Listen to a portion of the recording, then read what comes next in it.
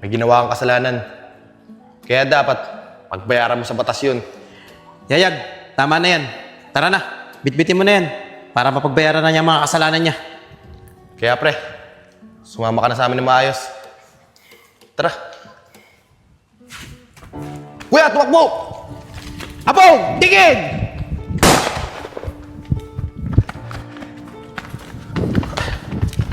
Apong! Tigil!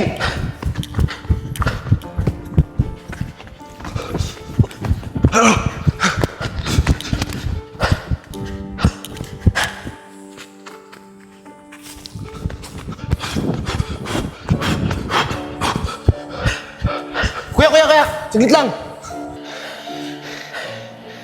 Kuya, hayaan na natin siya. Medyo masukal sa lugar na yan. Magpabukas na lang natin. At alam ko naman, kung saan pupunta yun. Sigurado ka ba, Yayag? Na alam mo kung saan pupuntahin si Apong? Oo, kuya. Baka nakakalimutan mo.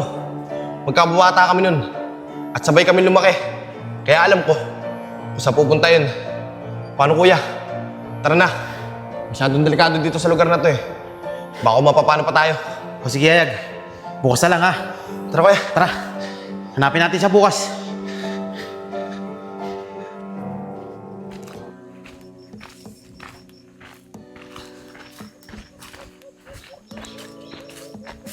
Mga bes, ayun si Kuya Allen, oh. Kayo na magtanong. Nahiya ako eh. Sige Mariel, tara. Ako na magtatanong kung ano ba talagang totoong nangyari. Kuya Allen, magandang araw po. Magandang araw din sa inyo mga ining.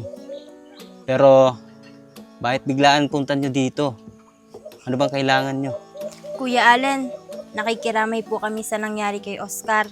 Kaya po kami pumunta dito. Tatanong po namin kung alam nyo na po kung sino yung gumawa nun kay Oscar. Mary Joy, di ba yung kwintas na yan, binigay ng anak ko sa'yo? Ito po. Opo, binigay niya po ito sa akin. Bago po siya mawala. At ang sabi niya po, iligawan niya daw po ako. Sayang naman, bago lang nagbahal yung anak ko ng babae. Nawala pa siya. Pero teka nga lang, di ba ikaw yung girlfriend ni Yayag? Wala pa bang sinabi sa'yo tungkol sa nangyari sa anak ko? Kuya Allen, hindi ko pa po nakikita yung boyfriend ko. Simula pa po kahapon. Pero sabi po, iimbestigahan daw po nila kung sino daw po yung pumatay kay Oscar. Ah, hindi nyo pa pala alam kung sinong gumawa sa kanya nun. Sige, sabihin ko na sa inyo kung sinong gumawa sa kanya. Yung kapatid niyang si Apong. Siyang pumatay, kaya hindi ko siya mapapatawad. Ano? Siya po nga gumawa kay Oscar nun. Totoo po ba yung sinasabi nyo? Oo, totoo yung sinasabi ko. Dahil sinabi na sa akin ni Yayag. Grabe naman yan si Apong.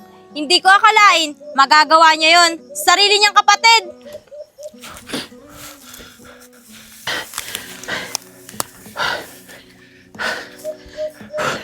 Yayag, sigurado ka ba na dito nagtatago si Apong? Oo, sigurado ako. Dahil pag may ginagawa kaming kalokohan, dito lang kami nagpupunta. Tara na, kuya. Sige, Malapit na naman tayo eh. ang ina pa tayo lakad-lakad eh.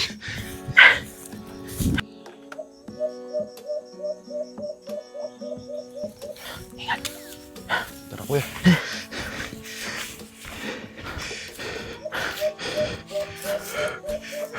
Kuya, tataan ka lang lalakad.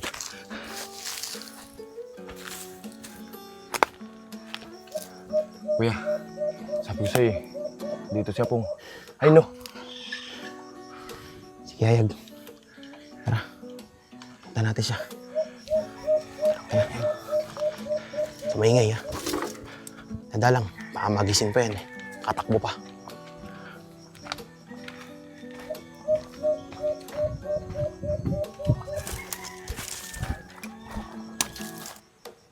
Apong, sumuko ka na.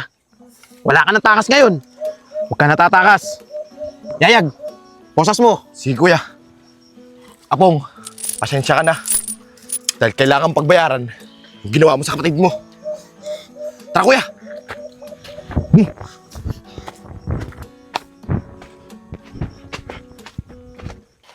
Yayag, kita mo mabuti ha. Yayag, Kuya Solid, may pakiusap lang po ako sa inyo. Bago niyo po akong ikulong, pwede po ba? Dalhin niyo muna ako sa tatay ko para po makahingi ako ng tawad. Parang awa niyo na po, Kuya Solid, oh. Yayag, bilang isang kaibigan mo, yun na lang ang hiling ko sa'yo.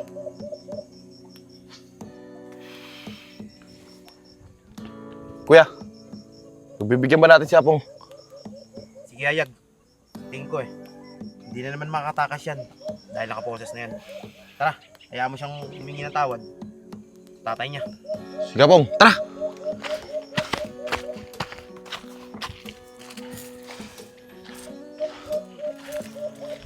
Pre, nagsisisi na ako. Hindi ko alam kung bakit nagawa ko yun sa kapatid ko. Dapat, iniisip mo muna yan bago mo ginawa yun. Grabe ka, Apong. Hindi ko akalain magagawa mo yun sa sarili mong kapatid. Samantalang ako, tingnan mo si Yayag. Mahal na mahal ko siya. Dapat, ganun ang ginawa mo dahil tayo nakakatanda. Yayag, Sige na Apong, tara!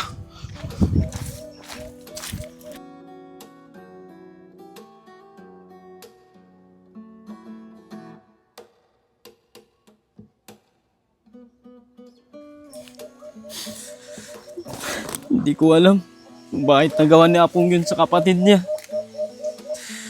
Pinalaki ko naman sila ng maayos eh. Mang Allen, wala na po tayong magagawa. Nangyari na yun eh. Tanggapin na lang po natin yung katotohanan. Tay, patawarin niyo po ako sa ginawa ko sa kapatid ko. Kapal ng mukha mo, Apong! Pinalaki ko kayo ng maayos ng kapatid mo! Anong ginawa mo? Tinanggalan mo siya ng buhay! Hindi kita mapapatawad! Sige, Yayag! Ikulong mo na yan! Simula ngayon, itinatakwil na kita bilang isang anak. Kaya huwag ka nang babalik dito Tay, patawarin niyo na ako. Pinagsisisihan ko na yung ginawa ko. Mariel, patawarin mo na ako. Kaya ako lang naman nagawa yun eh. Tatakot kasi ako na baka maagaw ka niya sa akin. Apong, mali ang iniisip mo. Yung kapatid mong si Oscar, may binigay siya sa akin sing-sing. Eto ang sabi niya sa akin, pinapabigay mo daw. Oh, Mariel, tama-tama. Nakita kita. May bibigay ako sa'yo. Sige Oscar, ano yun? Pero bakit ang saya mo yata? Oo, Mariel. Sumawad na naman kasi ako eh. Makakatulog na naman ako kay tatay. Tsaka kay kuya. Ang bait mo talaga Oscar. Pero ano ba yung ibibigay mo sa akin? Wait lang, Mariel. Ito. Sing-sing. Para sa'yo to. Ang ganda naman nito Oscar. Pwede ko ba ito isukat? Oo, pwede. Sa'yo naman yan eh. Siya nga pala. Kay kuya galing yan. Pinapabigay lang sa'yo. At ito naman, kwintas. Para kay Mary Joy to. Nagbabalak na kasi akong ligawan siya eh. Ang swerte naman ni Mary Joy. May mabait naman liligaw. Sana, ganyan din yung kuya mo. Katulad mo. Mariel, magbabago rin yun si kuya. Ikaw kasi, ayaw pa sagutin. Huwag ka mag-alala. Malapit na. Sige na, Mariel. Una na ako sa'yo. Uwi pa kasi ako eh. Hindi, sabay na ako. Pinakalimutan din kasi akong bilhin eh. Sige, tara. Ang ganda talaga, Oscar, ng sing-sing. Magkano kaya bili dito ng kuya mo? Mariel, Silver to eh. maganda nga talaga yan. Kay kuya galing yan eh. Alam mo, sasagutin na sana kita eh. Kaso, bakit nagawa mo pa yun sa sarili mong kapatid? Wala kang kwentang kapatid. Matagal ko nang gusto si Oscar. Kung kailan siya naligaw sa akin, at saka ganun yung ginawa mo sa kanya. Mariel, hindi ko naman talaga alam eh. Kung ano talagang totoong nangyari. Tsaka yung sing-sing na yan, wala akong alam dyan. Gumawa pala siya ng paraan para mapalapit ka lalo sa akin. Mga bes, tama na yan. Dapat yung ganyan tao, hindi tinutularan yan. Sige na babe, dalhin nyo na yan. Bong, tara na! Ay! Nay!